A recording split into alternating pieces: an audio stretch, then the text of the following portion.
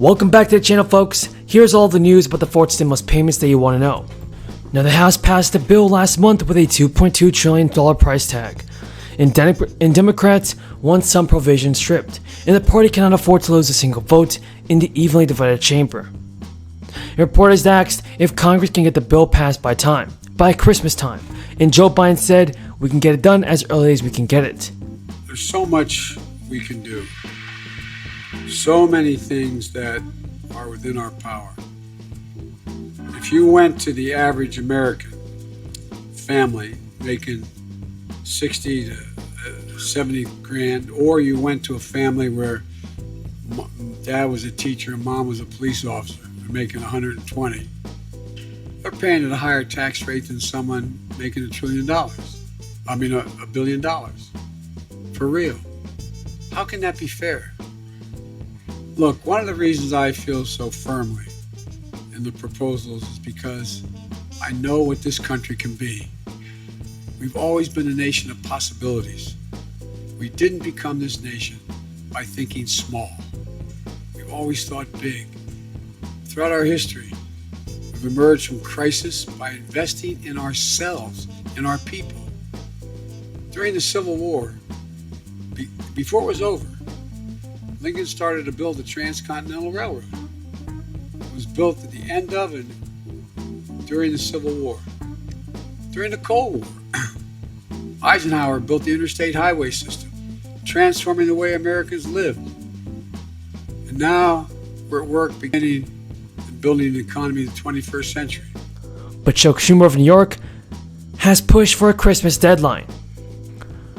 And a new analysis from the Bipartisan Policy Center explores what can happen if that date passes without a new deal to fund the government.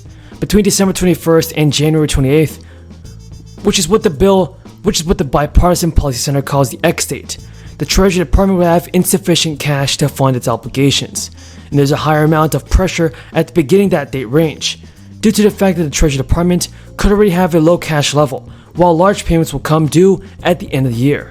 Cutting costs for working and middle-class families. People are complaining about higher costs. They're right to do that. This bill actually lowers costs in many different areas and will help families who are trying to make ends meet and stretch those dollars. Let me give you some examples. Families are still struggling to pull themselves out of a once-in-a-century economic crisis brought about by COVID. They want to pay less for things like health care, prescription drugs, child care, some of the biggest costs average middle-income and working families have. They want us to find ways to make that happen, and that's exactly what Build Back Better does. America, you want lower costs? Tell your senators to vote for Build Back Better. If we invest in American families, then we make it easier for them to work, to be productive, to flourish in society. And that makes our country stronger and lowers costs in the long term. One of the great problems, we're told, is shortage of workers. One of the greatest reasons for the shortage of workers is lack of good child care. People can't go to work if they have to look after their kids. And in this post-COVID era, a lot of the patterns that used to happen don't happen anymore. Making child care affordable will help bring people back to work, get our economy humming along again, and deal with some of the bottlenecks in certain areas, in certain industries, which is creating inflation. Helping families afford child care, of course, saves parents money, but it goes a long way to alleviating our labor shortage. If parents don't have to worry about how they'll keep their kids safe during the day, they'll have greater flexibility to re-enter the workforce and increase the country's output. That lowers inflation. In the long term, everyone wins. Kids, parents, employers, and the entire economy. This single investment alone is enough reason to keep pushing Build Back Better, but there are so many. One of the greatest costs we face is prescription drug costs. That's what families complain about above all. This bill goes a long way to making prescription drugs cost less. Another great cost people are complaining about, the rising costs of housing.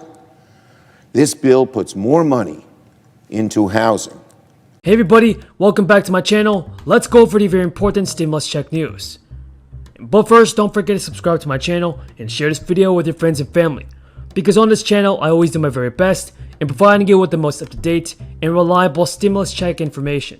You told the seniors of this country you were on their side. You told working people you were on their side. You said you would not cut Social Security. You would not cut Medicare. You would not cut Medicaid. You know what? Millions of us are going to demand. Now, when Congress approved the $1.9 trillion in stimulus payments to most Americans, it was billed as an effort to bolster the struggling economy. As part of the American Rescue Plan, Congress authorized spending of $1.9 trillion, which did include a $1,400 direct stimulus payment. Did you guys receive your third stimulus check of $1,400, folks? Because many of you guys are commenting that you're still missing out on the third stimulus relief check. So folks, did you receive your stimulus check from President Biden? Tell me in the comments below. To turn their dream of ending Medicare into a nightmare for the American people. And when they do so, they say, well, it's not going to cost the current seniors anything. No, current seniors will pay more with their budget and their plans for the Affordable Care Act. Now, the American Rescue Plan also extended unemployment benefits, which added even more cost to the plan and final spend. The cost of the CARES Act, for example, was the first stimulus relief package. It had a per-person taxpayer cost of approximately $16,800. Payments to Americans were $200 less in that round, but the income qualifications back in the CARES Act did not change significantly to the 2021 version of stimulus relief. Everybody, Bernie Sanders is now pushing for more relief for the American people. He wants to help out our seniors by increasing Social Security benefits. What are your thoughts on Bernie Sanders, folks? Tell me in the comments below. Today has a surplus of $2.6 trillion.